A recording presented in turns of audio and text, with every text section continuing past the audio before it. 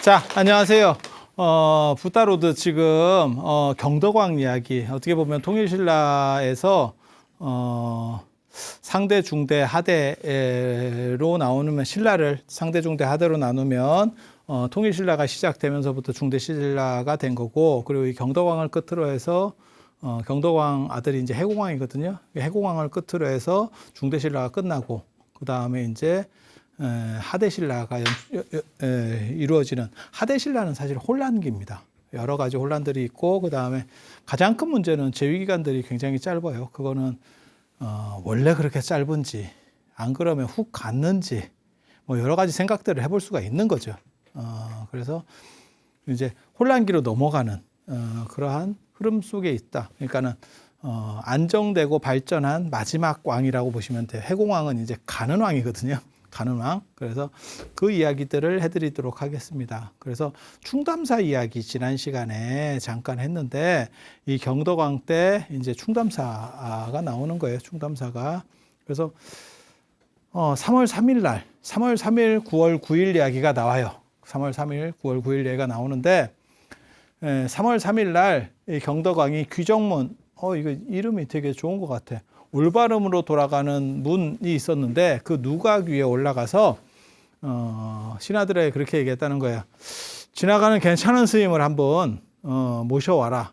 랜덤으로. 랜덤으로. 이거 굉장히 재밌어. 근데 이게 제망매가 이야기, 그 월명사에서도 비슷한 이야기가 나와. 비슷한 이야기가 나와. 그래서 지나가는 스님을 랜덤으로, 어떻게 보면 약간 인연이 있는 뭐 이런 거랑 관련되는 거예요, 이게. 이렇게 해서 모셔와라 이랬더니 멀끔하고 위 있는 스님을 모셔왔대. 그랬더니 경덕왕이 내가 원하는 스님이 아니다. 그렇게 얘기하더래. 그럼 지가 찾든가. 취향은 정해져 있고, 그러니까 뭐 똑같은 거냐면 결혼할래 이랬더니 뭐 괜찮으면 할 수 있다. 이래놓고 소개를 시켜줬더니 이건 내 취향이 아니다. 이게 뭐야? 그러면 지가 찾든가. 그렇게 해서 다른 사람을 찾아와라. 이랬더니 약간 이렇게 충담사가 뭐라고 대답을 하냐면, 제가 3월 3일하고 9월 9일에 이게 이렇게 나오는 거거든요. 3월 3일을 예전에는 중구라고 그래요. 3이 겹쳤다 그래서 3이 중첩됐다.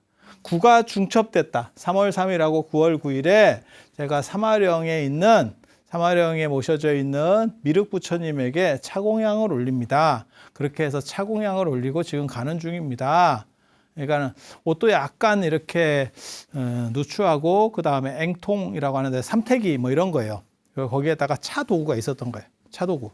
그래서 차공향을 올립니다. 이렇게. 요즘 다도하시는 분들도 그런 분들이 있거든요. 저도 중국이나 이런 성지순례를 가면 다도하시는 분들 중에서 내가 그 부처님, 우리가 이렇게 가보기로 되어 있는 그 부처님한테 차공향을 올리려고, 그래서 막 이렇게 바리바리 싸우는 경우들이 있어요. 그래서 그거 한번 다 이렇게 올리고 싶은 거야. 그런 부처님이 이게 뭐 찝쭈구리한 맛인가 이렇게 그렇게 생각은 안 했겠지. 근데 확실한 건 부처님은 차를 드셔본 적은 없어요. 그래서 새로운 음료는 맞아. 그래서 이 이야기를 보면 이제 두 가지를 느낄 수 있어요. 하나는 뭐냐면 3월 3일에 지금 시점 자체가 3월 3일이거든요. 그리고 충담사는 3월 3일과 9월 9일에 차공향을 올린대. 3월 3일이면 삼진날이잖아요. 그래? 그죠? 그다음 9월 9일은 이걸 중양절이라고 합니다. 그래서 제가 그런 얘기 해드렸잖아요. 우리 전통 명절은 전부 다 홀수 명절이다. 그래서 1월 1일, 33, 55, 55는 단오. 5는 단오는 중간이라는 뜻이에요. 그래서 양기가 충만하고 중간이다. 거기 오자가 자오축선 할 때 자오 이렇게 자오축선 할 때 이 오예요. 그래서 단오. 그래서 남쪽 양기가 충만하다. 그 다음에 77, 칠석, 그 다음에 99거든요. 99가 왜 사라졌는지는 저도 정확하게 잘 모르겠어. 근데 우리나라에서 저 99절이 사라졌어. 99절이. 저 굉장히 중요한 명절이에요. 왜냐하면 주역에서 음은 6으로 체크를 하고 숫자로만 하면 음은 6이고 그 다음에 양은 9예요. 그래서 구가 되면 양이 중첩됐다 그래서 중양이라 그러는 거예요. 중양.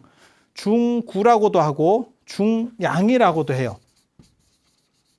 양기가 이렇게 중첩됐다 그래서 중양. 그래서 중양절이라고도 하는데 그냥 구구절이라고도 하고, 참고로 말씀드리면 십십절은 없습니다. 십십절은 없어. 십십절은 신의 혁명을 기념하면서 중국에서 새로 만들어낸 거예요. 전통적인 명절 아닙니다.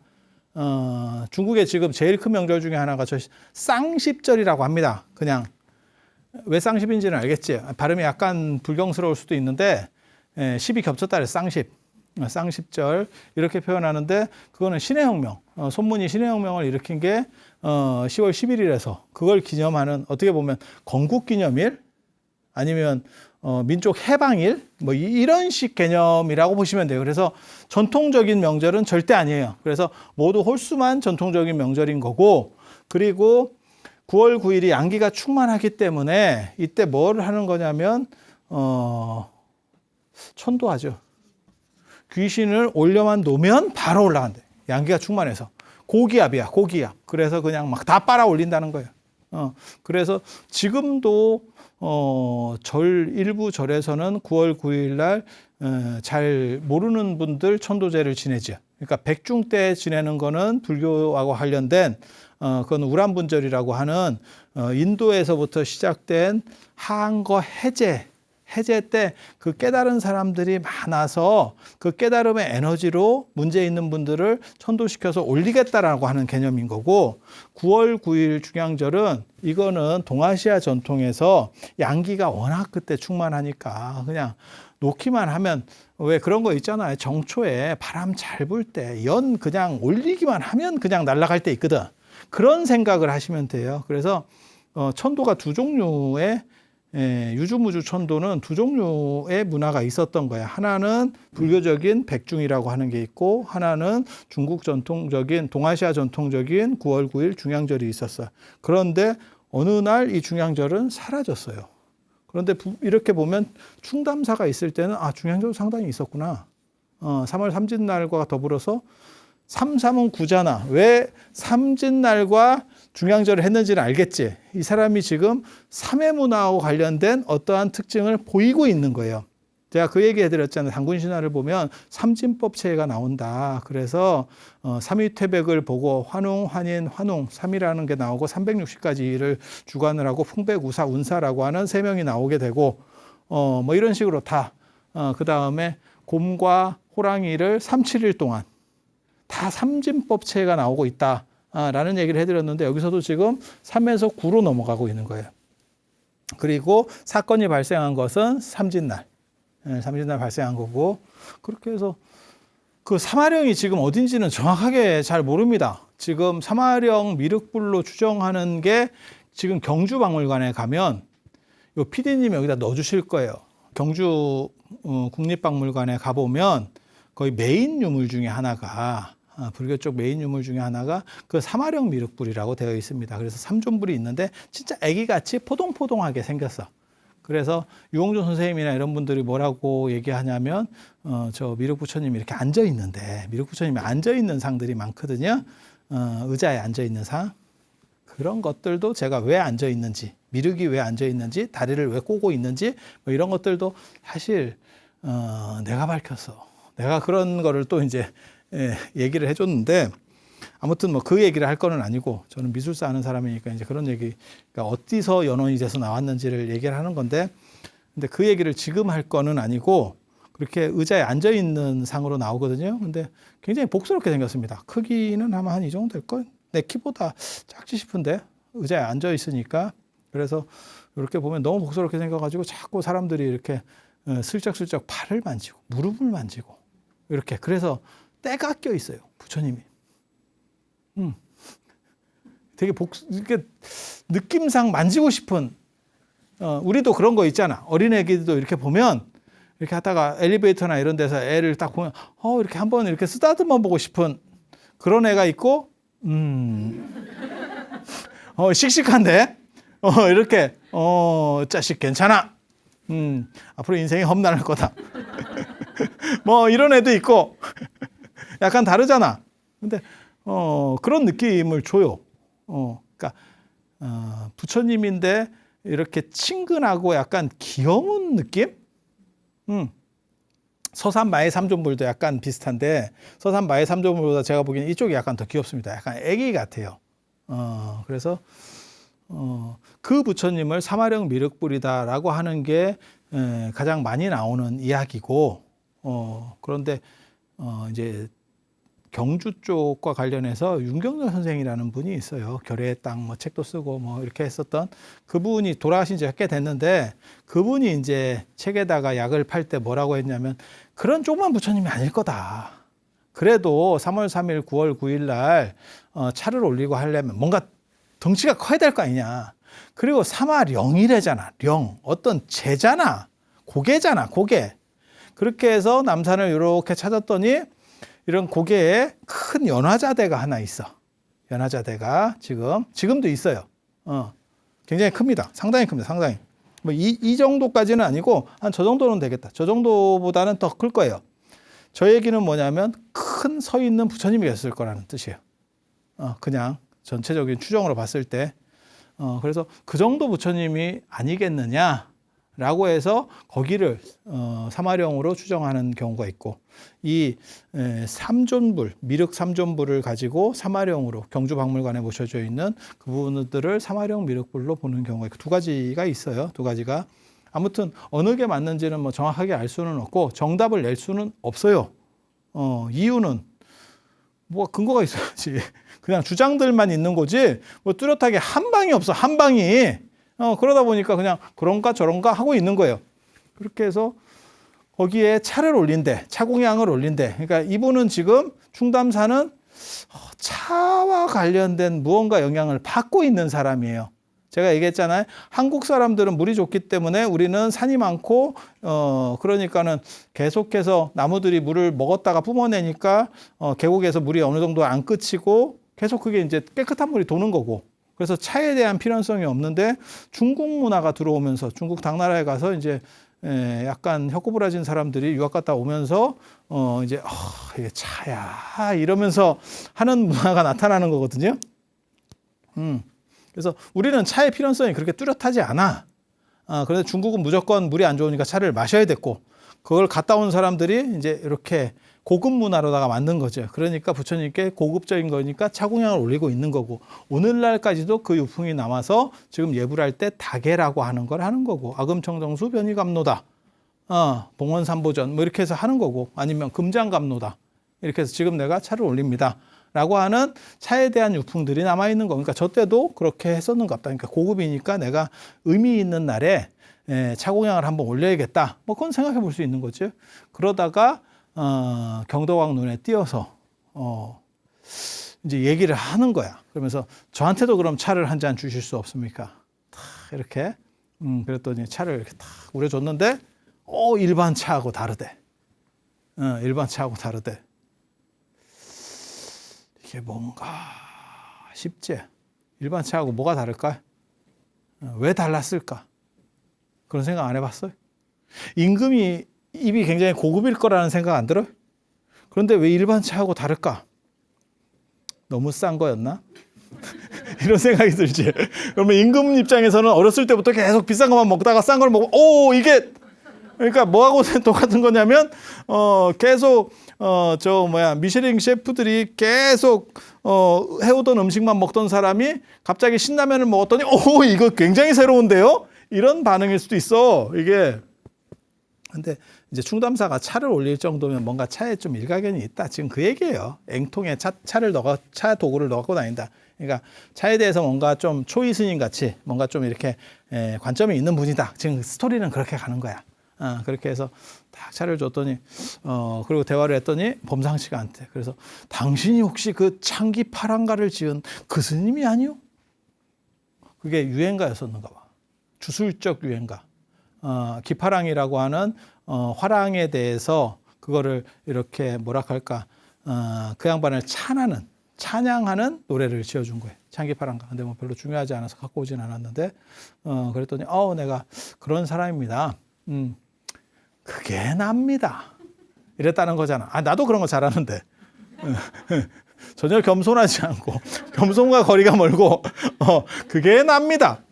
이렇게 그랬더니 그러면 나를 위해서 노래를 하나 지어줄 수 있겠어요? 그러니까 향가의 주술성이에요. 향가의 주술성. 지금 그 얘기가 계속 반복돼서 나오는 거예요. 전 시간에도 그 얘기가 좀 했고 그 전 시간에도 그 얘기를 했고 향가의 주술성. 그리고 이러한 향가의 주술성은 사천왕사에 살았던 월명사의 제망매가 뭐 이런 거 다 들어보셨을 거예요. 그런 데서도 똑같이 주술성들이 나옵니다. 그래서 그렇게 해서 지은 게 안민가래. 백성을 편안하게 하는 노래. 그러니까 충담사가 멋있어. 깨끗하지 않고 약간 모양은 좀 빠지는데 약간 카리스마가 있고 그리고 자유인 같은데 왕이 요청을 하니까 아부를 해. 이게 안민가가 딱 그런 거거든요. 안민가는 백성이 참 편안하고 잘 다스려져요. 이런 또 이게 낄 때 끼고 뺄 때 빼는 뭐 어떤 밀당의 고수인가? 이렇게 그렇게 해서 안민가를 보면 되게 재밌어요. 전 처음 봤을 때 되게 웃겼거든요. 임금은 아버지고 백성은 아이고 그렇게 해서 사랑으로서 뭘 이렇게 잘 보호해준다. 그런데 맨 마지막 구절에 임금답게 신하답게 백성답게 하면 나라는 태평하리라. 야 군군 자자 부부 신신 쉽게 말해서 임금은 임금답고 신하는 신하답고 아버지는 아버지답고 자식은 자식답고 논어에 나오는 말입니다. 그러니까 지금 저 충감사라고 하는 양반은 스님인 동시에 그리고 미륵불에게 저 차공향을 올린다는 이야기로 봐서 법상종 계열의 그러니까는 현장 스님 계열의 자은종, 법상종 계열의 스님이었을 걸로 추정해 볼 수 있어요. 답이 있는 건 아니고 그냥 추정해 볼 수 있어. 왜냐하면 법상종, 자은종이 미륵부처님을 본존으로 모시기 때문에. 그러니까 법주사, 금산사 생각하시면 돼요. 그런 식으로, 그러니까 육아법상종이라고 하는데 그런 정도로 추정은 되는데 스님인데 향가를 지어. 그거는 무속적이라는 얘기예요. 무속적 속성이 있다는 얘기예요. 향가를 지어. 그리고 무속적 주술성을 내포하고 있는 사람이에요. 그런데 또 안민가를 지을 때는 유교적인 색깔이 나와. 그러니까 유교, 무속, 불교가 통합된 어떠한 이 불교를 중심으로 무속과 불교를 통합하는 이러한 구조들이 보이고 있는 거예요. 그래서 이 충감사 좀 재밌는 사람입니다. 그렇게 해서 또 뭐라고 얘기하냐면 그걸 보고 감동을 받은 거예요. 그래서 왕사에 책봉하려고 임금이 절을 2번을 했대. 그러고 나서 책봉하려고 했더니 됐습니다. 이러면서 싹 하고 갔대. 이게 뭔가 싶지? 왜? 안민가는 약간 뻐꾸기 날리는 그런 과의 노래인데 지금 스토리로 봤을 때는 임금이 요청을 하니까 용비 요청과 같은 거 하나를 딱 띄워준 거야. 찬탄을 한번 해주고 임금이 그러면 왕사라도 딱 이랬더니 그건 아니고 나는 자유인입니다. 그래서 더 멋있는 거예요. 임금 입장에서는 그게 머리에 남는 거지. 그런데 그냥 봤을 때는 일관성이 있는 사람 같지는 않은데 이건 도대체 뭘까에 대해서 그냥 생각해보는 그래서 그게 경덕왕 때. 그러니까 경덕왕 때는 지난 시간에 불국사 얘기도 했지만 뭔가를 통합해서 하나로 아우르려고 하는 이러한 속성들이 계속 보여요. 지금 현 시점에서 가장 맞는 게 이런 경덕왕 때 보이는 여러 종교들이 화합하고 이렇게 합치되는 것 같은 경덕왕 때 발전할 수 있었던 것도 사실은 그런 부분들이 커버가 되면서 그러니까 기존에 있었던 백제 세력이나 고구려 세력들을 이제는 다 그만하자. 한 100년 지났는데 그만하자는 차원에서 전부 끌어안고 가고 그리고 종교적으로 차이 있는 것들 그러니까 뭐 유교적인 것, 도교적인 것 여기 지금 도덕경 지난 시간에 도덕경 얘기가 나왔고 지금은 요번에는 지금 유교적인 부분들이 논어 얘기가 지금 좀 나오고 있고 그리고 무속적인 부분 삼산오화계 신들이 뭐 내려와서 어쩌다는 동 이런 것들을 아우르는 어떠한 불교의 모습을 통해서 국가를 재건하는 거지. 그러니까 한 단계 더 끌어올리는 거지. 재흥시키는 거지. 그래서 그걸 경덕왕이 성공을 했는데 마지막에 헛발질을 하네. 야, 이게 참 그런 분들이 가끔 있어요.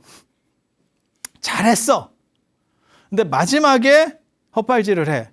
그래서 마지막에 이 경덕왕이 이제 잘못한 게 아들이 없어서 지금 왕비를 패하고 만월 부인을 들였어.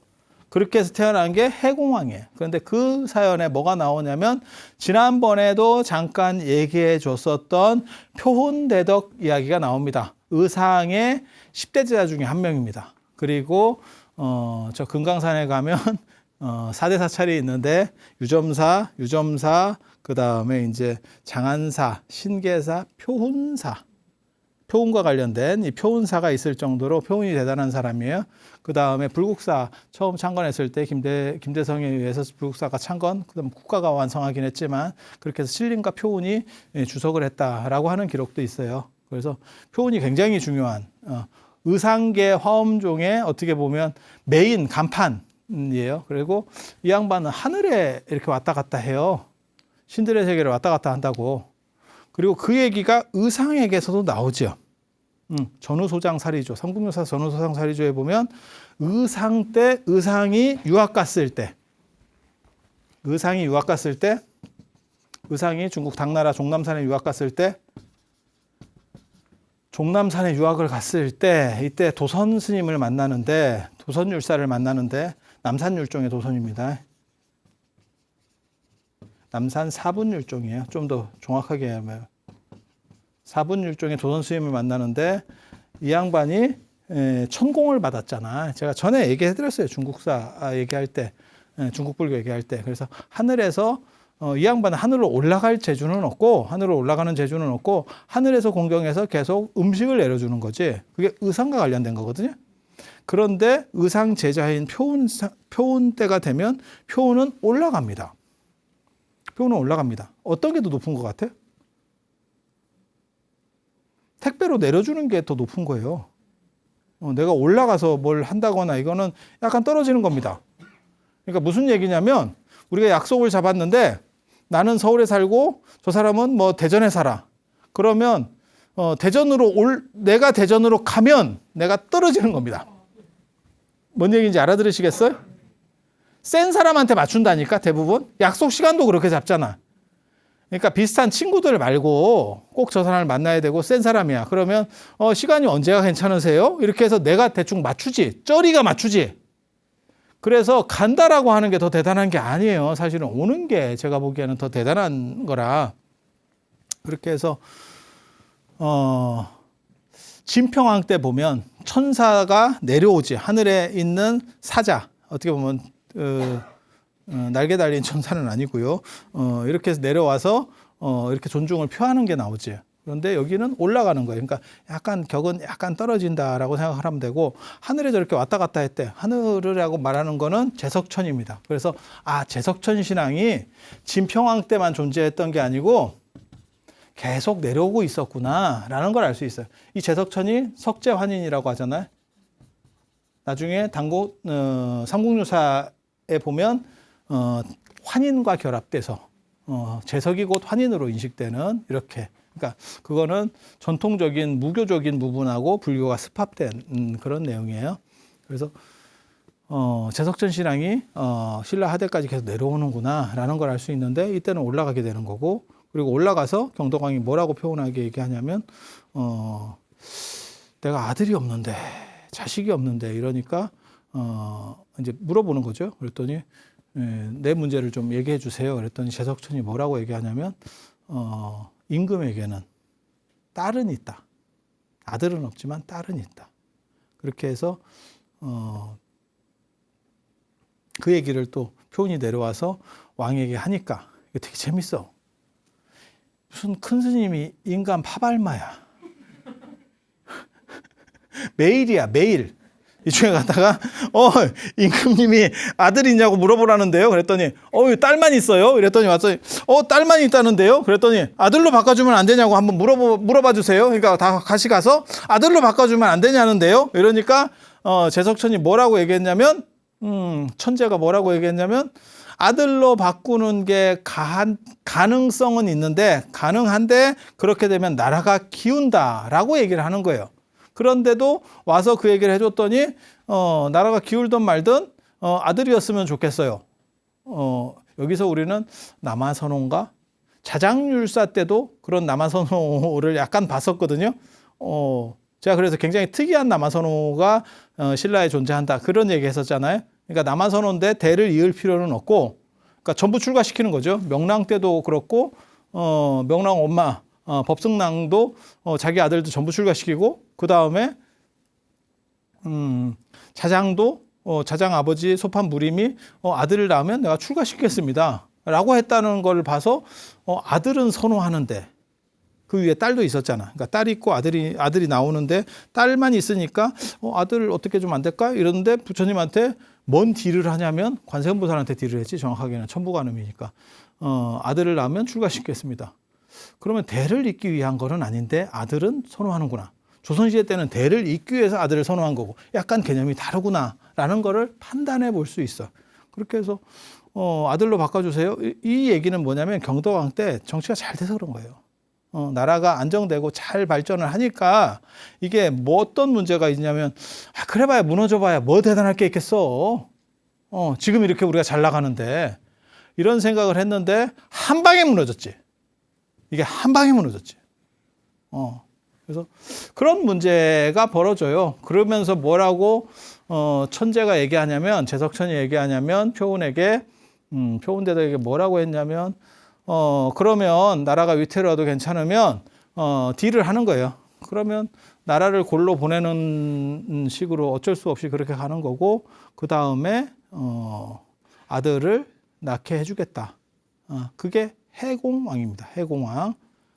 그리고 나서 더 이상 하늘에 올라오지 마라. 인간사의 일을 자꾸 신들의 일을 쉽게 말해서 천상의 일을 인간이 간섭하는 것은 올바르지 않다. 그러니까 더 이상 올라오지 마라. 막았다는 거예요. 이거 굉장히 대단한 구절입니다. 왜? 큰 스님이면 재석천을 부려야 되는데 이제 그만 오세요. 정신 사나우니까 이제 그만 와. 지금 이런 얘기거든. 그러니까 아까 제가 얘기했잖아. 위에서 존경을 해서 내려주는 게 더 높은 거고 격이 높은 거고 올라가는 거는 떨어지는 거고 이제는 그나마 더 떨어져서 막혔다는 거예요. 이 얘기는 뭐냐? 저게 이제 화엄종이거든요. 지금 표운을 대표하는 거는 화엄종입니다. 그래서 화엄종의 교종이 뭔가 문제가 있다. 물론 뭐 당연히 저때 선종은 아직 들어오기 전입니다. 선종은 들어오기 전이에요. 그리고 법상종 이야기는 충담사를 통해서 같은 시절에 경덕왕 때 이게 미륵세존에게 올렸다는 걸로 봐서 법상종 계열의 어떤 흐름도 있구나. 그런데 화엄종 계열에서는 뭔가 큰 변동수가 있는갑다. 뭔가 큰 변동수가 그러니까 여기서 천재를 단순히 하느님이나 재석천으로 보지 않고 왕으로도 볼 수 있거든.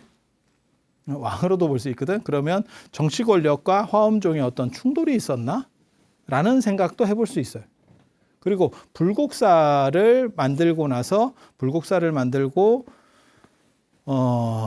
처음에 표운하고 신림, 그러니까 의상대사의 다 10대 대사 중에 하나예요. 그분들이 들어가서 주지를 하는 대목이 나오고 불국사가 화엄불국사입니다. 그러면 뭔가 왕권과에 계속해서 연대들이 있는 거 아닙니까? 그런데 재밌게도 불국사가 완공됐을 때는 경덕왕 때가 아니고 해공왕 때입니다. 해공왕 때입니다. 그래서 정치 권력적으로 경덕왕 말년에 뭔가 화엄종과의 관계들에서 문제가 존재할 수 있고 다시 해공왕 때 풀렸을 수도 있어요. 그래서 그런 것들을 추정해 볼 수 있는 대목 정도는 됩니다. 그런데 막상 해공왕이 태어났는데 자식이 없으니까 이게 늦자식인가 봐. 왜? 아버지가 재위기간이 굉장히 긴데도 불구하고 이게 지금 24년이나 재위를 했잖아. 그럼 굉장히 긴 겁니다. 왜? 옛날 사람들은 한 50대면 죽으니까 재위 기간만 한 25년 정도 했으면 지금도 어디 회장을 25년을 했어요. 그럼 대단한 거지.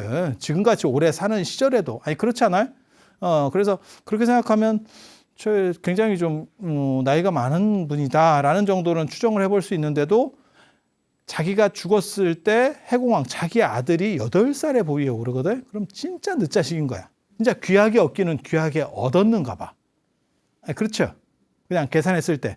왜 그런 거 있잖아. 애가 초등학교 가면 환갑이에요. 뭐 이런 사람들 있잖아. 주변에 있어. 여자는 불가능한데 남자는 가능해요. 여자들도 그런 거 있잖아. 늦게 시집 가가지고 애 대학 가면 환갑이에요. 그냥 계산했더니 인생이 이런 건가? 하고 엄마랑 같이 왔더니 너 할머니랑 왔지. 우리 어렸을 때 그런 거 있었는데. 그래서 그런 식이었던 것 같아. 아무튼 8살의 해공왕은 보위에 오르게 되고 그게 780년이에요. 780년. 그런데 어렸을 때부터 뭐 비단 주머니 같은 걸 좋아하고 여성적이었대. 저런 기록을 읽으면서 난가 싶기도 하고. 제가 개인적으로 뭐 이렇게 염주 같은 거 차고 이런 거 되게 좋아하거든요. 난가? 있긴 있어. 그런데 성격 자체가 너무 여성적이야. 근데 제가 성격이 여성적인 건 아닌데, 사실. 이런 걸 차고 다니는 건 아는데, 성격은, 제가 제일 많이 쓰는 말 중에 하나가 보살님들이 옆에 오면 저리 가. 이런 표현 잘 쓰는데. 우리 그렇게 여성적이고 다정다감한 것 같진 않은데 내가 그러면 인생이 참 살기가 편했을 것 같은데. 그래서 근데 그렇게 패륜적이거나 그러지 않아요. 나 국어 전공자야. 오늘 제가 이거 녹화 오기 전에 저 동대 총장 취임식에 갔다 왔는데 제 지도 교수님이 이번에 총장이 됐거든요. 국어 전공자예요. 그 어른이. 내가 그 어른 지도 제자야. 나 국어야, 국어. 그래서 이게 이렇게 말을 좀 세게 하는 게 재미있자고 하는 거지. 내가 속마음이 그런 게 아니에요. 여러분들. 속마음은 제가 얼마나 이렇게 여러분들을 존경하고 그렇게 가득 찼잖아. 그게 안 보여요? 이게 안 보이면 업장이 두터운 거예요. 이게 이렇게 막 뻗쳐 올라가. 나는 그게 느껴지는데. 제가 여러분들에게 그걸 전달을 못했다면 아직 제가 극진하지 못해서 그래요. 이렇게 겸손하잖아. 자, 그래서 그렇다 보니까 이게 되게 재밌는 거예요. 해공왕이 재위기간이 16년이야. 재위기간이 짧지도 않아. 16년이면 어렸을 때 했어도 지금 20살 넘는 거예요. 그러면 뭔가를 했어야 되는데 아마도 그냥 어렸을 때 그냥 오냐오냐 하고 살다가 그냥 그렇게 해서 에라 나는 이런 식으로 간다 이랬던 것 같아. 느낌상. 그냥 뭐 편하게 인생 뭐 있어 뭘 바꾸긴 뭘 바꿔 대충 이렇게 사는 거지 이러면서 갔는가 봐. 그러다가 이찬 김지정의 난 해공왕이 하도 이렇게 어찔비찔하고 그러니까 이제 반란들이 좀씩 일어나기 시작하고 이러니까 이찬 김지정이 먼저 선수를 쳐서 왕을 잡아버린 거지. 왕을 잡은 거지.